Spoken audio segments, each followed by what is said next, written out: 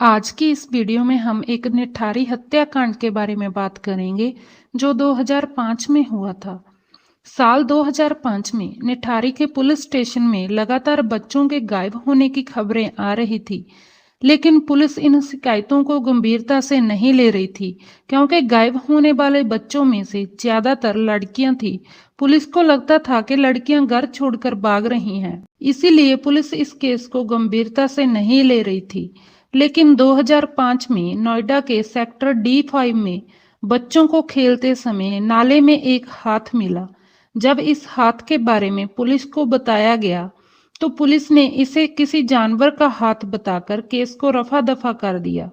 इसके बाद 29 दिसंबर को हुए निठारी हत्याकांड के मामले ने पूरे इलाके को हिला दिया, जिसमें गायब होने वाले बच्चों को कुकर में पकाकर खा लिया जाता था और इस केस के आरोपियों को कड़ी से कड़ी सजा देने की बात दुनिया के कोने कोने से आने लगी थी।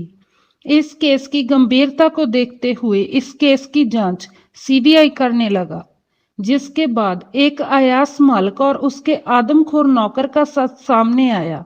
इस कहानी की शुरुआत होती है नोएडा के करोड़पति मालिक और नौकर सुरेंद्र सिंह कोहली के खूनी बंगले D5 से। ये दोनों व्यक्ति ऐसे थे जिन्होंने इंसानियत की सभी हदें पार कर दी थी। ये दोनों नौकर और मालिक बच्चों को अपने बंगले में ले जाकर उन्हें मारकर उनके छोटे छोटे टुकड़े काटकर उन्हें कुकर में पकाकर खा जाते थे और बाकी के बचे टुकड़ों को बंगले के पीछे एक नाले में फेंक देते थे। ये ऐसा खौफनाक सिलसिला करीब 1.5 साल तक चलता रहा, लेकिन किसी की भी नजर इस बंगले पर नहीं पड़ी। बस इतना लोग जरूर सोचते थे कि बंगले के पास बनी पानी वाली टंकी के पास से बच्चे गुम हो जाते हैं। इस मामले का खुलासा तब हुआ जब 7 मई 2006 में पायल नाम की लड़की लापता हो गई थी, जो बंगले में एक रिक्शे से आई थी, जिसने रिक्शे वाले को बाहर रुकने के लिए कहा और वापस आकर पैसे देने की बात भी कही थी। लेकिन जब वो लड़की वापस नहीं आई तो वो रिक्शे वाला उस बंगले के अंदर चला गया, जिस पर बंगले के नौकर सुरेंद्र कोहली ने बताया कि वो लड़की काफी देर पहले ही जा चुकी है।